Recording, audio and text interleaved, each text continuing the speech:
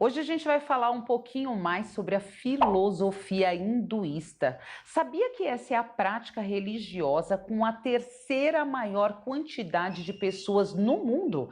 Mais de 1 bilhão de pessoas praticam o hinduísmo. Por quê?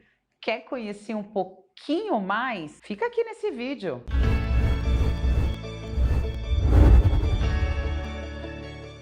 É muito interessante esse fascínio que a filosofia hindu desperta sobre nós. Na verdade, o nome hinduísta não foi trazido pelos indianos, né?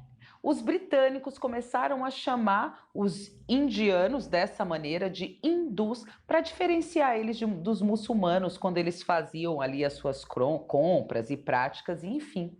E os indianos adotaram esse nome porque acharam que era bom mesmo realmente se diferenciar desses outros povos. Até hoje, essa é uma prática muito difundida no mundo inteiro. Quando a gente fala em crença, em cultura, a primeira religião, sistema que a gente tem notícia é o xamanismo. Mas quando a gente fala em um sistema religioso organizado, né, que já tem aí dogmas, práticas, ritos, né, a mais antiga que a gente tem notícia é o hinduísmo. A gente tem também aí o zoroastrismo e as práticas e as crenças egípcias. Mais uma vez tem o Egitão velho de guerra aqui, né? Bota a tag aí para quem não conhece aqui esse canal, gente, aqui a gente fala bastante de Egito. Então, como a gente está falando de uma população tão densa quanto a Índia, né? Quando a gente está falando em séculos, né, de pessoas estudando, praticando a mesma crença, é óbvio que a gente não está falando de uma crença homogênea, muito pelo contrário, ela é uma crença pluralista. E o que isso quer dizer? Que tem várias e várias vertentes, né? Depende da cultura, depende da região que a pessoa está localizada, e hoje em dia que o hinduísmo está espalhado ao longo do mundo, então tem muitas vertentes a se seguir. Uma outra característica do hinduísmo é que ela é uma crença filosófica, religiosa, politeísta. O que a gente está querendo dizer com politeísta? Que eles acreditam em múltiplos deuses, né? São vários deuses que compõem esse cenário aí para explicar o todo. Então, dentro dessa galera aí, né, gente, a gente vai falar aqui de duas vertentes principais. A gente vai falar de uma turma que acredita aí no deus Indra, né, como o deus da criação. O Indra seria o equivalente aí ao Zeus, né, quando a gente fala em mitologia grega. Olha a tagzinha aqui, a gente já falou um pouquinho de Zeus, se você quiser conhecer essa energia, né, deus dos trovões, né, enfim, né. E tem uma outra turma que já vai acreditar aí nessa tríade. Olha aí. De novo a gente tem tríade, né, gente? Quando você fala em berço de civilização, quando você fala em filosofia, sempre você vai encontrar essa tríade. Essa tríade hinduísta se chama Trimurti e ela é composta pelo Brahma, né?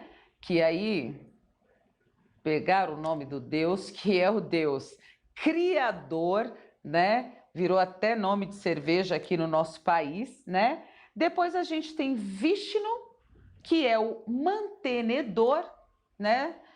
Quando a gente fala em energia. E por último a gente tem Shiva. Shiva, que é o grande destruidor. Então a gente tem a força da criação, manutenção e destruição.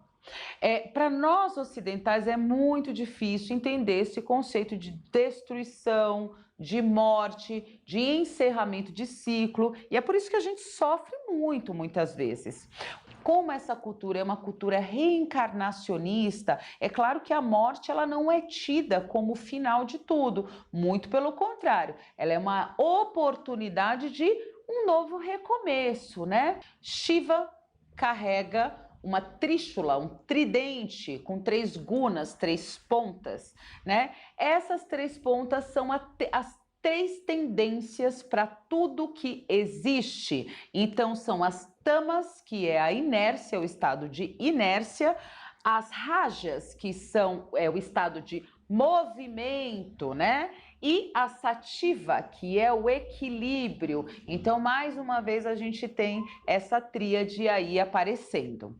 Agora, gente, se a gente for pensar, se tem uma galera que acredita em Indra, se tem uma galera que acredita nesse Trimurti aqui, né? Se são várias vertentes, o que é cola que liga o hinduísmo? Quais são os pontos em comum? Então, são os textos sagrados e os poemas, né? Os 4 Vedas, os Brahmanas, que são os comentários sobre os Vedas, e o Upanishad.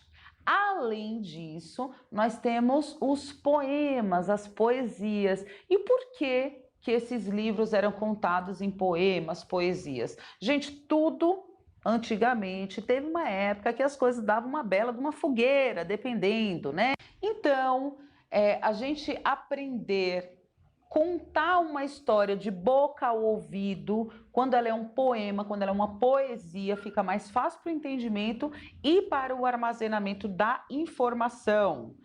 Dessas poesias, a gente tem o Ramayana, que é muito famoso, e o Mahabharata, da onde sai o famoso Gita, certo? Bom, outro aspecto comum que a gente tem aí na cultura hindu é o conceito de Dharma, Sansara e Karma. Várias culturas trazem esse conceito. O conceito de Dharma quer dizer que o universo, que o todo, segue uma ordem. O mundo não é caos, o universo não é caos, o universo é ordem, é causa e efeito. Então, em várias outras filosofias, a gente pode ver um pensamento semelhante correspondente a esse. Depois a gente vem com a Sansara. A Sansara, essa é uma crença reencarnacionista. Então, você está na sua roda de Sansara, que está ligada diretamente ao karma, tá? Quando a gente fala karma, as pessoas têm medo, né? Eu fiz um vídeo para explicar um pouco sobre karma. Aqui eu falo sobre a perspectiva grega, mas não é diferente, tá? Então, o karma, se a gente for pensar também na filosofia hermética, é a lei da causa e efeito. Se você plantou batata, vai colher batata. Plantou feijão, vai colher feijão, né? No campo das causas somos todos livres. No das consequências, nem os deuses podem nos ajudar. Então, a sua sansara vai estar diretamente ligada ao seu karma, porque as coisas não encerram aqui. É bem polêmico isso, eu sei, né? E para quebrar a minha sansara, nossa, eu tô numa sansara difícil, complicada, né? O Atman, né? Existe aí também, mais uma vez, um caminho aí de 3 pilares a se seguir. O primeiro é de conhecimento. É muito importante estudar, né? Somente através da consciência você pode quebrar essa Atman ou amenizar, melhorar, né? Outro caminho é o caminho da devoção aos deuses, né? Segundo aí a cultura hinduísta, devoção a Brahma, né? Ou seja, é entender que está tudo abaixo da lei, né? É entender alguns princípios, né? Para que a sua vida possa ser mais tranquila, enfim. E a prática, né? Então não adianta você ter conhecimento, ser um belo de um erudita e não conseguir colocar aquilo em prática. Bom, é mais ou menos assim que se constitui essa filosofia hinduísta, né? Esses são os conceitos principais. É claro que isso é muito complexo para a gente falar aí, numas linhas tão curtas assim, né? Quem tiver interesse pode começar aí, tentar conhecer um pouquinho mais essa poesia, né? O Bhagavad Gita, ele é um compilado cascudo, mas que dá para ir com a leitura comentada começar a engatinhar por esse caminho. Gostaram, gente? Bom, se gostaram, espero que deixe seu joinha, já comenta, deixa comentário, manda mensagem e a gente continua com essa série aqui. Então não deixa de ativar as notificações para você não ficar por fora de nenhuma atualização. Muito obrigada, até logo!